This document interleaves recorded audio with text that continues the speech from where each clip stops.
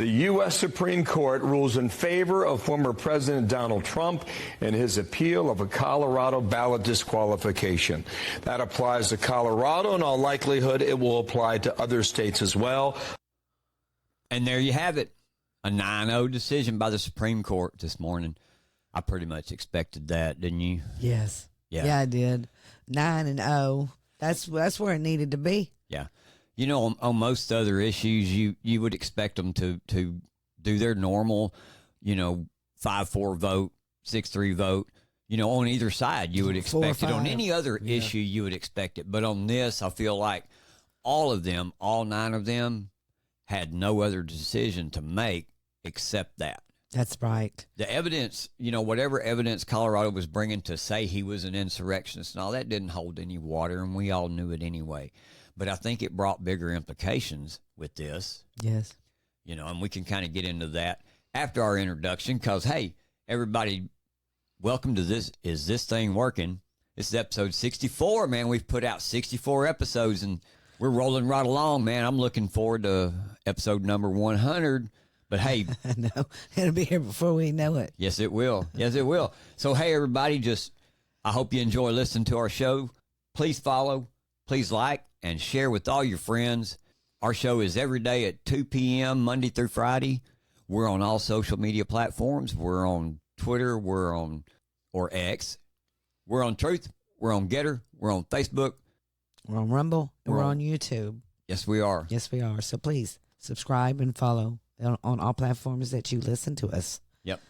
Hey, and just a reminder, we've been talking as if you need a reminder because we've been talking about it for 2 weeks now. Super Tuesday is tomorrow in the state of Texas here. Everybody get out and vote. Let your voices be heard. What we always tell you, be informed and be engaged. This is one of the best ways to do it. I hope that we've informed you. Now tomorrow's your opportunity. Go out and be engaged, man. Yes. Go out and do your civic duty. Go out and vote.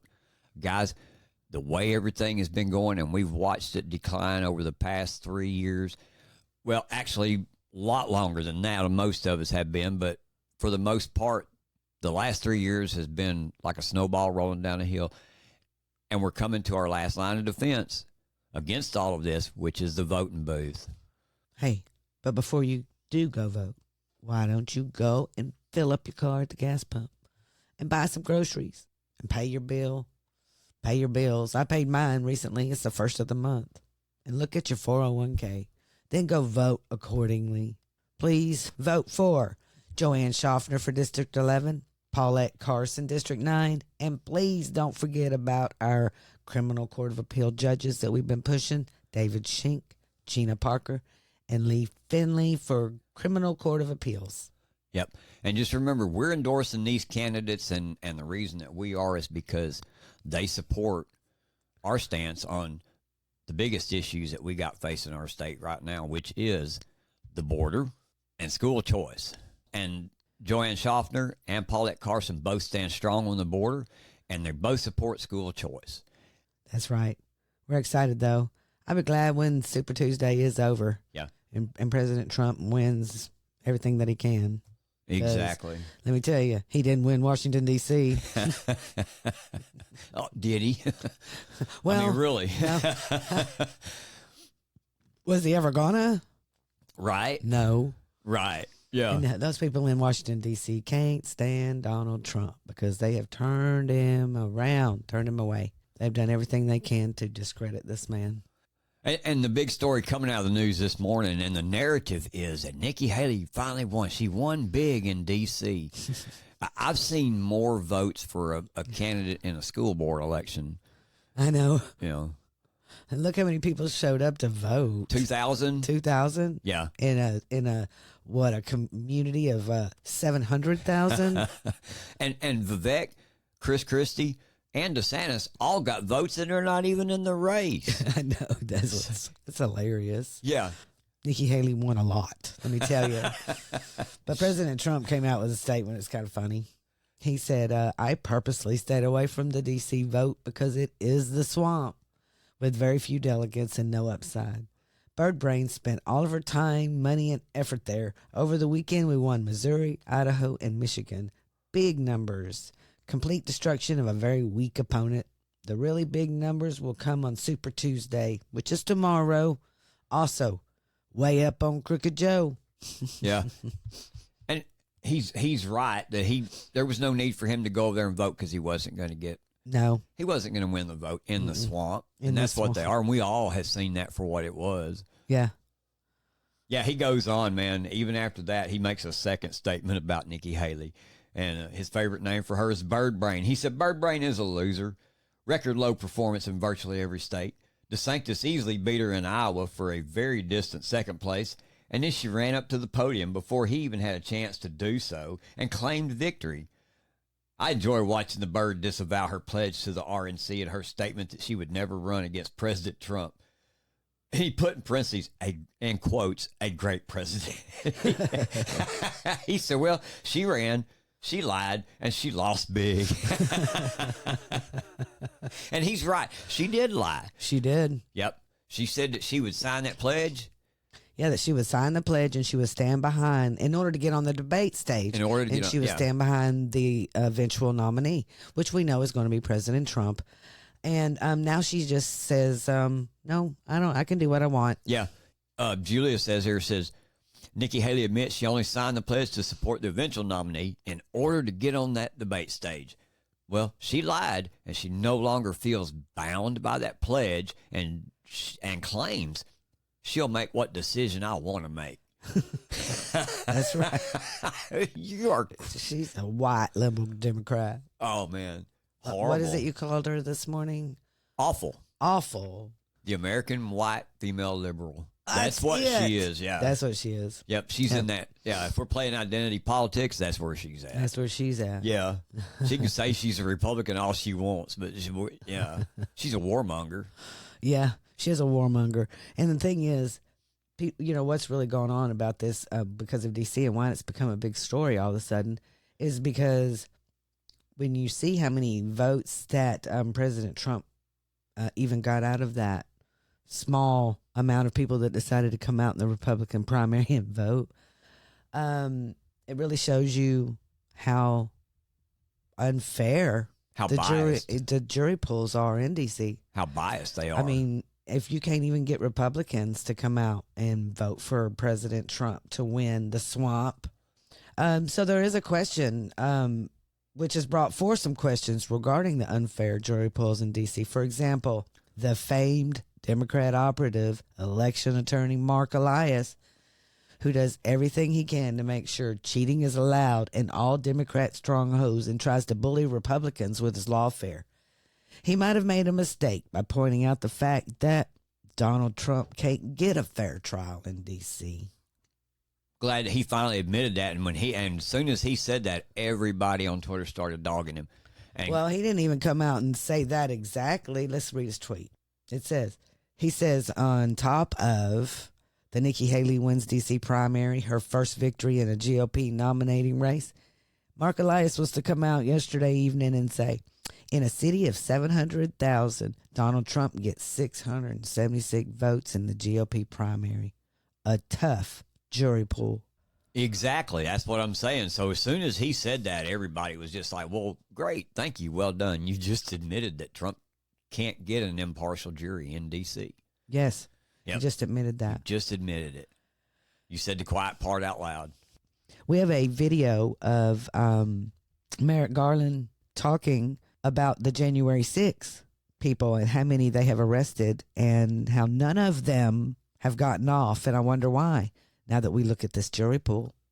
Since the January 6th attack, the Justice Department has engaged in what has become one of the largest and most complex and resource-intensive investigations in our history. We have initiated prosecutions and secured convictions across a wide range of criminal conduct on January 6th, as well as in the days and weeks leading up to the attack. We have secured convictions of those who brutally assaulted officers at the Capitol. We have secured convictions against those who obstructed the certification of the presidential election. We have secured convictions of leaders of both the Proud Boys and the Oath Keepers for seditious conspiracy. So far, we have charged over 1,250 individuals and obtained over 890 convictions, in connection with the January 6th attack. Our work continues. Our work continues, he says, in a Washington, D.C. boondoggle of nothing but Democrats. Yeah. And that you're going to get a good jury pool out of that? He actually gets up there and brags about the jury pool. Yes. So this is what we're talking about. This is why we fight this January 6th, why we are on top of it, why MAGA will never stop. Yeah. Never stop going after Washington, D.C. swamp rats. We want them gone. Every single one of them need to be out of our Congress. Every bit of it. Yeah. You know what I'm talking about. Yeah. They need to go. Out of the deep state, out of the bureaus, get them out We of need there. America back. Yep. We are here to make America great again, which moves us to the next thing that we're going to talk Since about. we're continuing to talk about Merrick Garland. Who makes me angry every single day.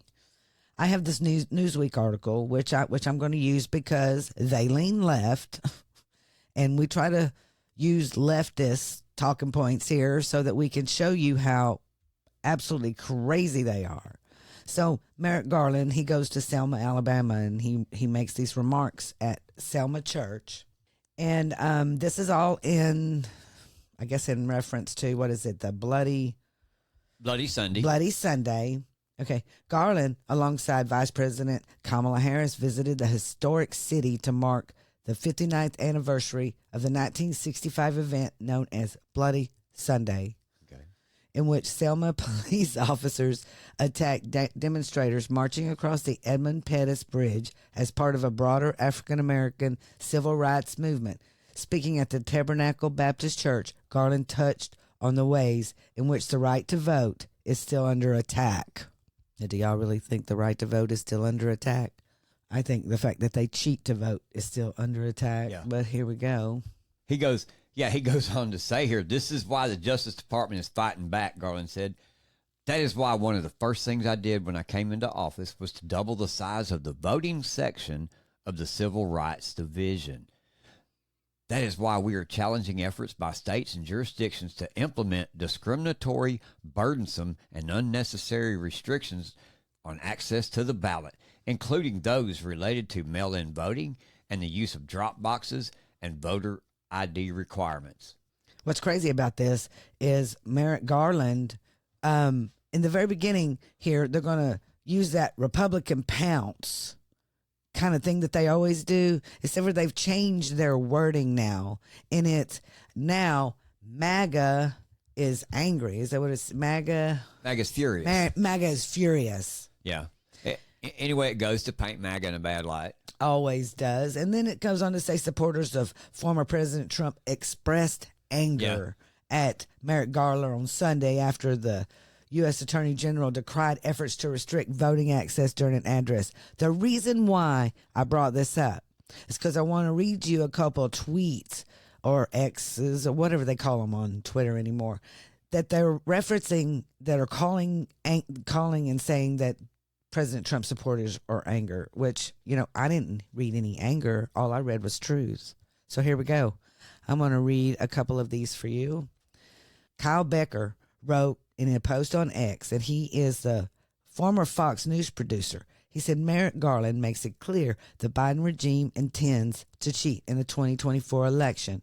Then he goes on to say the Biden AG said election integrity measures like voter ID and drop-box bans are discriminatory, burdensome, and necessary. This is how cheaters talk. The fix is in. Now let me ask you, in that tweet, did you hear any anger? Not at Did all. you see any anger? Not at all. Me neither. What I heard was truth. If you think about it, when he says the fix is in, look at Nikki Haley continuing to stay there, not taking anything. Her reality is she's going to stay in there, which is the most absurd thing ever. We spend all the money, take up all the air, all the news, all the, and she's making money on top of this. She's getting paid real good. She is. And the only reason she's staying in there is to support her warmongering military-industrial complex friends. Yes.